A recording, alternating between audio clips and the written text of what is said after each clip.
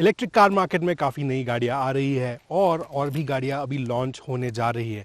लेकिन electric cars को लेके एक शंका ज़रूर है लोगों के दिमाग में कि इसकी जो रेंज है वो काफ़ी नहीं पड़ेगी जब आप लॉन्ग डिस्टेंस पे जा रहे हो। और जब सारे मैन्युफैक्चरर्स जो है वो कोशिश कर रहे कि जल्द से जल्द वो अपनी एक इलेक्ट्रिक गाड़ी इंडियन मार्केट के लिए लॉन्च करे, होंडा ने थोड़ा हट के सोच के उनकी हाइब्रिड टेक की जो गाड़ी है होंडा सिटी EHEV को भारत में लॉन्च कर दिया है। और इस वीडियो में हम इस गाड़ी के बारे में आपको सारी जानकारी देंगे, तो ज़रूर ये वीडियो आखिर तक देखिएगा। और अगर आपने मोटरवाइड्स को सब्सक्राइब नहीं किया है तो अभी जाके सब्सक्राइब कर दीजिए, बेल बटन दबाइए ताकि जब भी हम अपना वीडियो लेके आए आपको सबसे पहले उसकी खबर मिले।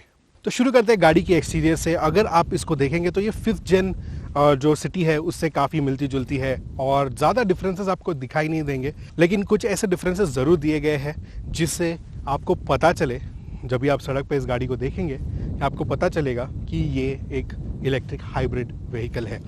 सबसे पहले ये जो होंडा का लोगो आप देखेंगे, आपको ये ब्लू कलर का हाईलाइट मिल जाता है जो कि H जो लोगो है उस पर भी है और ये पूरी तरह से इसको कवर करता है। यहाँ पे आपको एक हनीकॉम्ब ग्रिल भी दिया गया है जो कि थोड़ा डिफरेंट है 5th जेन सिटी से। क्रोम जो सिटी में आपको मिलता है वैसा ही दिया गया है। LED हेडलैम्प्स भी आपको सिटी की तरह ही दिए गए हैं। और एक चेंज यहाँ पे ये है, ये जो फॉग लैम्प का क्लस्टर है इसको अभी एक क्लॉथ शेप डिज़ाइन दिया गया है जो कि काफ़ी अच्छा दिखता है, थोड़ा डिफरेंट लुक देता है इस गाड़ी को। साइड की अगर बात करें तो ज़्यादा कुछ भी डिफरेंस नहीं दिया गया है, सिर्फ इस अलॉय व्हील को छोड़ के। इस अलॉय व्हील जो 16 इंच अलॉय व्हील्स है इसमें आपको ब्लैक पेंट दिया गया है जो कि इस कार को एक डिफरेंट लुक देता है, एक और भी ज़्यादा स्पोर्टी लुक देता है। विंडस्क्रीन पे अगर आप देखेंगे तो यहाँ पे आपको एक कैमरा दिया गया है जिसका फील्ड ऑफ व्यू 100 डिग्रीज़ है। ये जो होंडा सेंसिंग की टेक्नोलॉजी है उसमें ये बहुत ज़्यादा हेल्प करता है और इसी के बेस पे पूरी होंडा सेंसिंग की टेक्नोलॉजी चलती है। इसके बारे में हम आपको ज़्यादा बताएंगे वीडियो के दौरान। पीछे की तरफ अगर हम आएंगे तो आप देखेंगे कि यहाँ पे ये एक Z shaped LED tail lamp दिया गया है आपको। यहाँ पे आपको EHEV की ब्रांडिंग मिलती है। HEV का फुल फॉर्म है हाइब्रिड इलेक्ट्रिक व्हीकल। और यहाँ पे ये एक लिप स्पॉइलर दिया गया है एक और भी स्पॉटी लुक देने के लिए। होंडा का लोगो यहाँ भी आपको ब्लू कलर की हाइलाइट्स मिल जाएगी जो कि दर्शाती है कि ये एक इलेक्ट्रिक व्हीकल है। उसके अलावा एक और चेंज यहाँ पे आपको मिलेगा, जो रेयर डिफ्यूज़र है यहाँ पे ऐड कर दिया गया है, इसमें आपको कार्बन फाइबर फिनिश दी गई है। सबसे बड़ा चेंज जो हुआ है जिससे काफ़ी लोग शायद नाराज़ होंगे क्योंकि लोग सेडान खरीदते हैं एक बड़ी बूट के लिए, लेकिन अगर आप यहाँ देखेंगे तो बूट का जो साइज़ है वो काफ़ी कम कर दिया गया है। सो नॉर्मल सिटी में आपको 506 लीटर की बूट स्पेस मिलती है, यहाँ पे आपको लगभग 360 लीटर के आसपास बूट स्पेस मिलता है।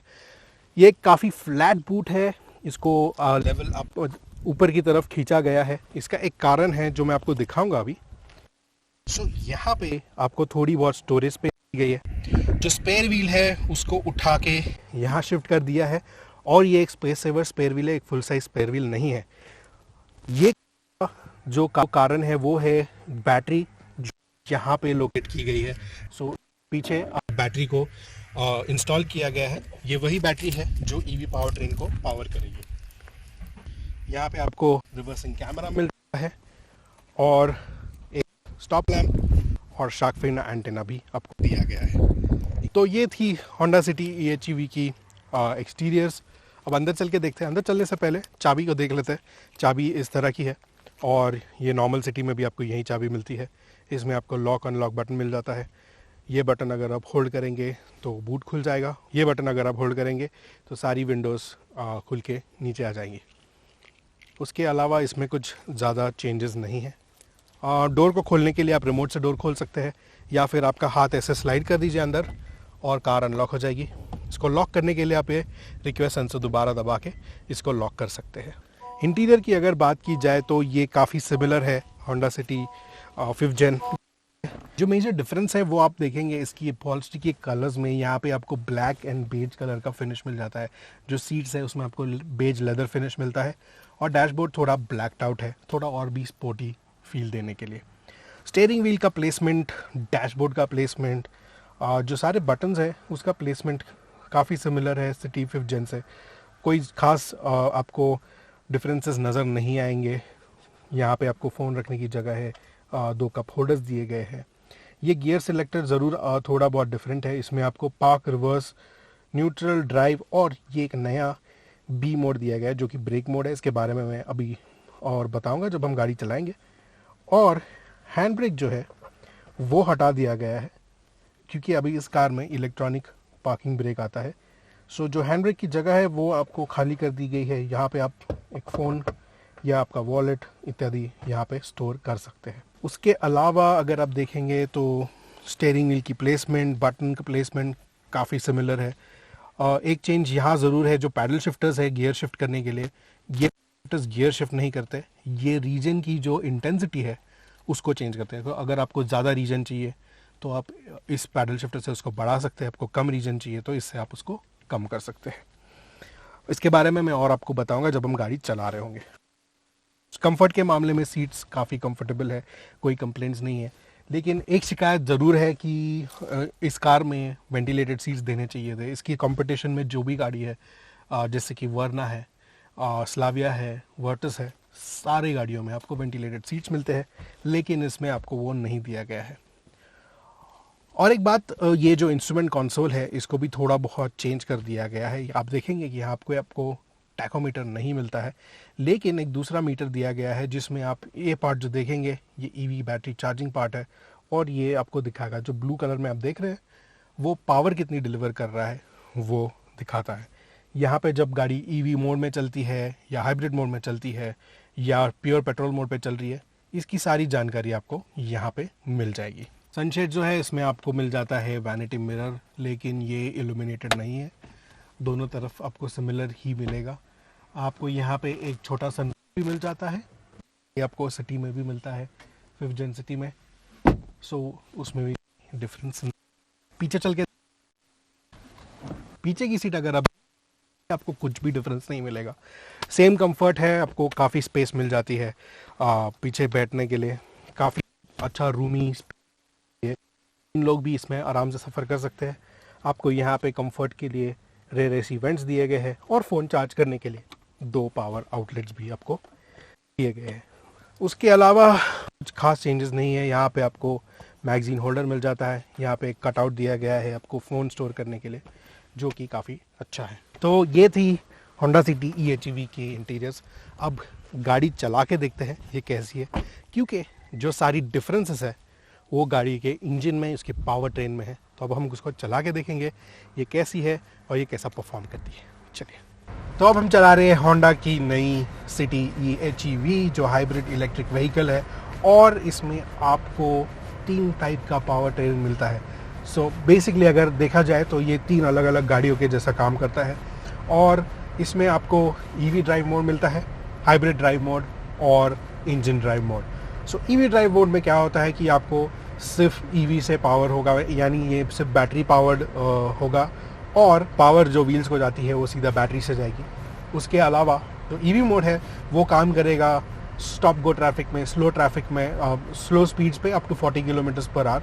अगर आपको उससे तेज़ जाना है तो गाड़ी ऑटोमेटिकली हाइब्रिड मोड में स्विच हो जाएगी, क्योंकि बैटरी को भी चार्ज होना होता है।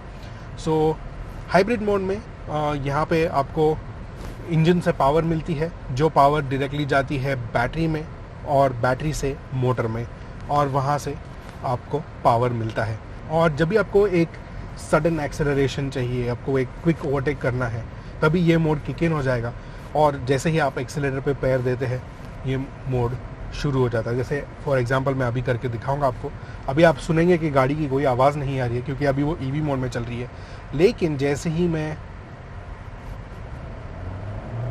एक्सेलरेट करूँ आप सुन पाएंगे कि इंजन किक इन हुआ है।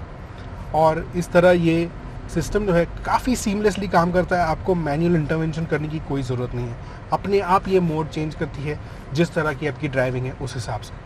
जो फाइनल मोड है इंजन ड्राइव मोड या पेट्रोल ड्राइव मोड, इसमें जो है पावर सीधा इंजन से व्हील्स में जाती है, जैसे अपनी कन्वेंशनल पेट्रोल गाड़ियाँ होती है वैसे ही।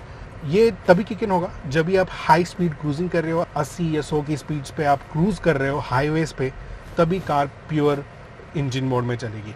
सो बेसिकली होंडा की जो टेक्नोलॉजी है उसमें आपको एक क्लच दिया गया है, और जो ईवी ड्राइव मोड है और हाइब्रिड ड्राइव मोड है इसमें क्लच एंगेज बिल्कुल नहीं होता है, और डायरेक्टली जो व्हील्स हैं उनको जो इलेक्ट्रिक मोटर है उनसे पावर मिलती है।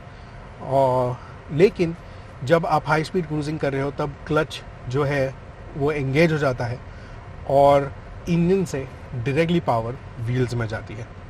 सो इसकी जो है एक हम डिटेल वीडियो भी बनाएंगे, तो सब्सक्राइब कर ज़रूर करिएगा चैनल को, बेल आइकन दबाइएगा ताकि जब भी वो वीडियो आए तभी आपको उसके बारे में पता चले। उसमें हम डिटेल में एक्सप्लेन करेंगे कि ये पूरा सिस्टम कैसे काम करता है।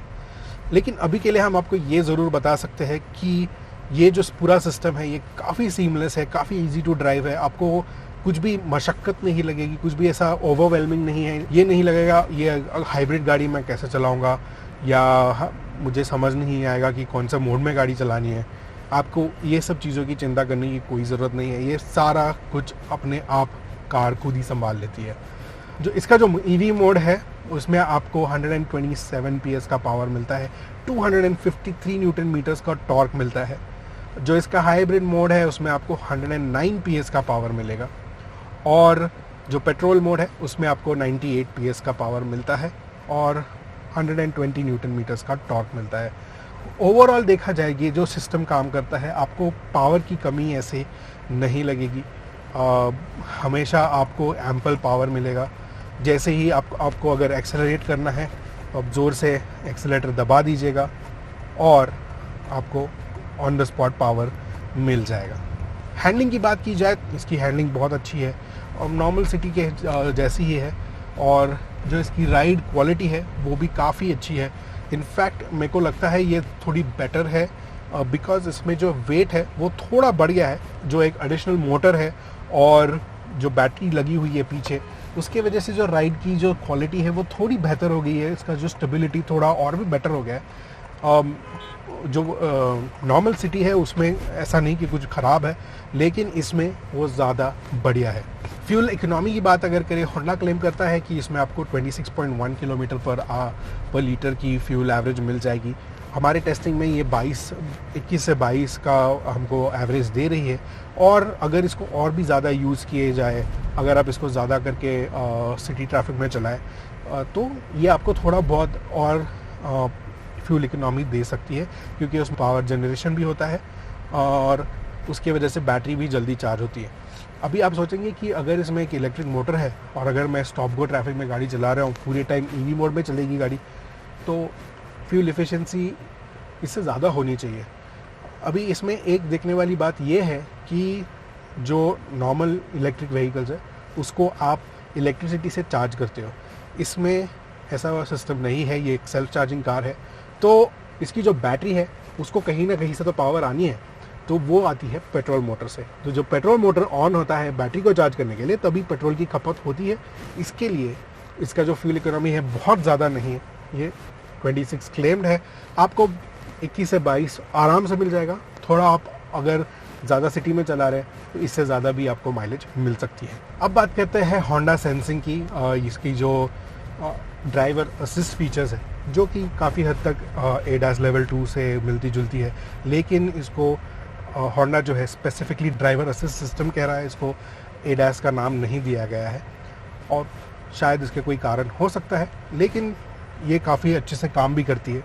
तो जानते हैं इसमें कि आपको क्या क्या मिलेगा। सबसे पहले आपको इसमें मिलता है कोलिजन मिटिगेशन ब्रेकिंग या CMB।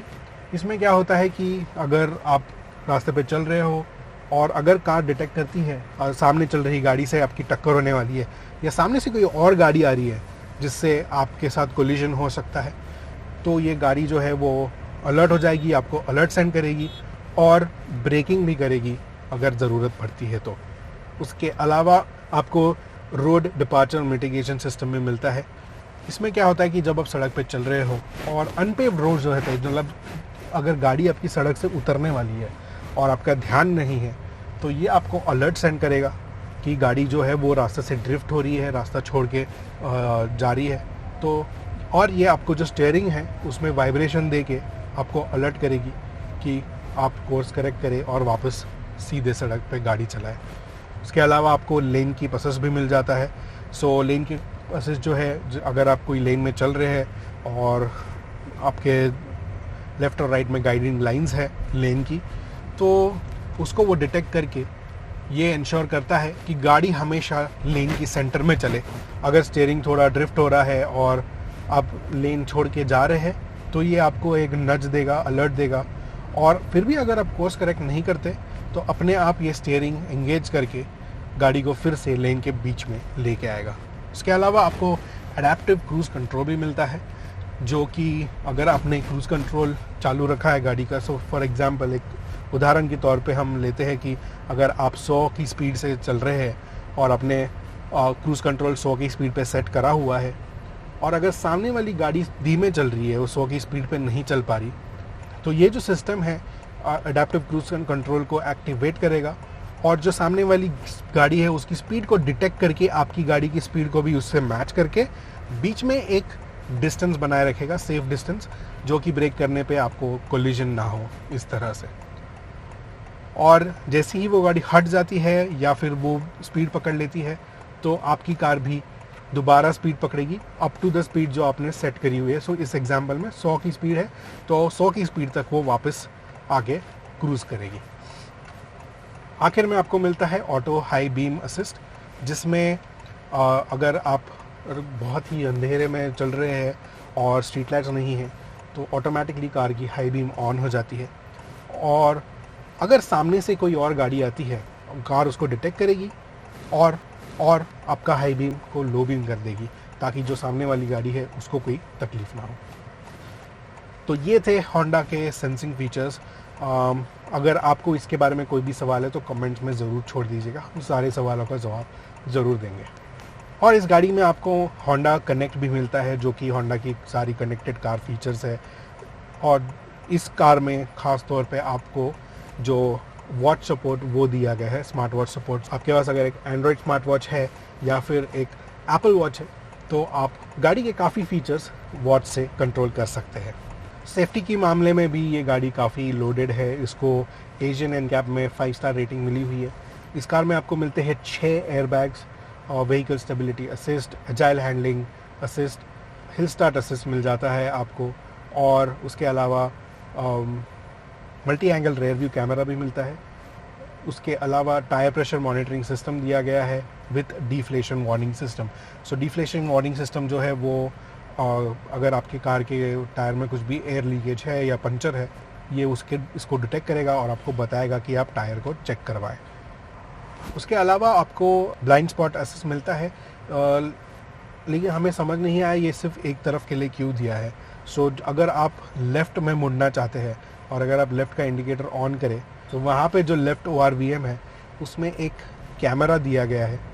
सो अगर जैसे कि मैं अभी कर रहा हूँ, मैं अभी लेफ़्ट लेन में शिफ्ट हो रहा हूँ तो मैंने लेफ़्ट का इंडिकेटर दिया है, तो यहाँ पे आप देखेंगे कि वो कैमरा एक्टिवेट होके पीछे की जो सराउंडिंग्स है उसको दिखा रहा है। सो ये एक एडिशनल फीचर है, लेकिन ये दोनों तरफ होना चाहिए था। पता नहीं होंडा ने ऐसा क्यों किया कि ये सिर्फ एक तरफ ही दिया गया है।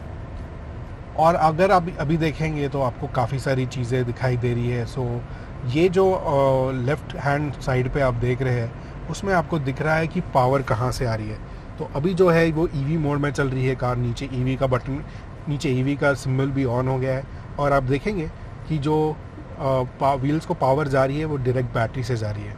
तो जब ये हाइब्रिड मोड में जाएगी तो ये चेंज हो जाएगा, और आप देख रहे हैं कि अभी ये हाइब्रिड मोड में चल रही है। सो जो इंजन से पावर जो आ रहा है वो बैटरी को जा रहा है और बैटरी से पावर जा रहा है व्हील्स में। सो ये है हाइब्रिड मोड। और अगर आप थोड़ा स्पीड बढ़ाएंगे तो एक गियर नॉब बन के आ जाएगा सेंटर में। जब वो गियर नॉब आता है उसका मतलब ये है कि कार जो है वो इंजन ड्राइव मोड में चल रही है, जैसे आप अभी देख पा रहे हैं कि वो इंजन ड्राइव मोड में चल रही है। तो ये थी होंडा की EHEV हाइब्रिड इलेक्ट्रिक व्हीकल। ये गाड़ी उन लोगों को खरीदनी चाहिए जो कि पर्यावरण के बारे में भी थोड़ा बहुत सोचते हैं और जिनको एक फ्यूल एफिशिएंट इंजन भी चाहिए। हाँ, ये गाड़ी जब भी चलती है तो ये EV मोड में ज़्यादा देर नहीं चलती है, बट थोड़ा बहुत पर्यावरण पे ज़रूर इसका इम्पैक्ट पड़ता है, क्योंकि इतना ज़्यादा पेट्रोल आप नहीं चलाते। काफ़ी टाइम जब आप सिटी में होंगे स्टॉप गो ट्रैफिक में, उस समय इसकी इलेक्ट्रिक मोटर जो है वो काम करेंगे और उसी से पावर मिलेगी। और हाईवेज़ पे जब आप जाते हैं, ज़्यादातर हाईवेज़ पे गाड़ी चलाएंगे तभी ये इसका पेट्रोल इंजन ऑन हो जाता है। तो ये गाड़ी में आपको क्या मिलता है, ये आपको दोनों वर्ल्ड जो है, जो इलेक्ट्रिक वर्ल्ड है और जो अपनी इंटरनल कंबशन इंजन है, दोनों का जो बेस्ट ऑफ बोथ वर्ल्ड जिसे कहते हैं, वो आपको इसमें मिल जाता है। क्योंकि अगर फ्यूल एफिशिएंसी की बात की जाए तो आपको ज़्यादा फ्यूल एफिशिएंसी मिलेगी इस गाड़ी में, और जो रेंज एंजाइटी होती है इलेक्ट्रिक कार्स, उसकी चिंता नहीं। इस कार में आपको 5 कलर ऑप्शंस मिलेंगे। एक जो है वो है रेडिएंट रेड मेटालिक, जो आप वीडियो में देख रहे हैं। उसके अलावा आपको मिलेगा meteoroid grey metallic, platinum white Perl, lunar silver metallic और गोल्डन ब्राउन मेटालिक। प्राइस की अगर बात की जाए तो इसकी प्राइस अभी रिलीज़ नहीं की गई है। होंडा इसकी प्राइस अनाउंस करेगा 4 मई के बाद।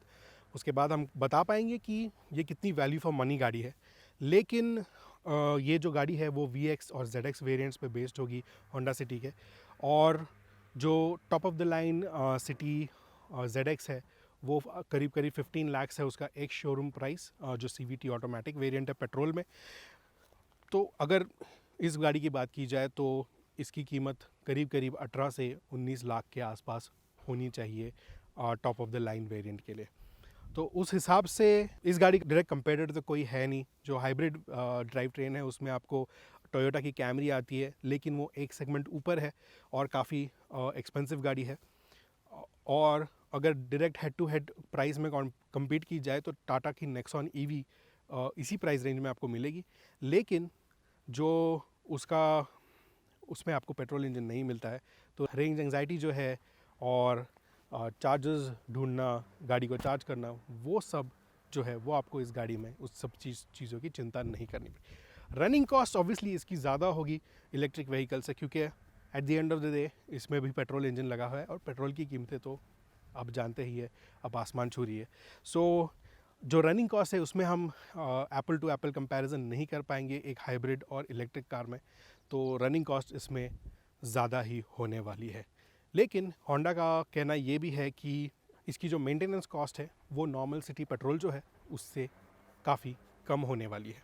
इस गाड़ी के साथ आपको तीन साल की अनलिमिटेड किलोमीटर्स वारंटी भी मिलती है, और इसकी जो बैटरी और मोटर है इलेक्ट्रिक वाली, उसमें आपको 8 इयर्स की वारंटी मिलती है अप टू 1,60,000 किलोमीटर्स।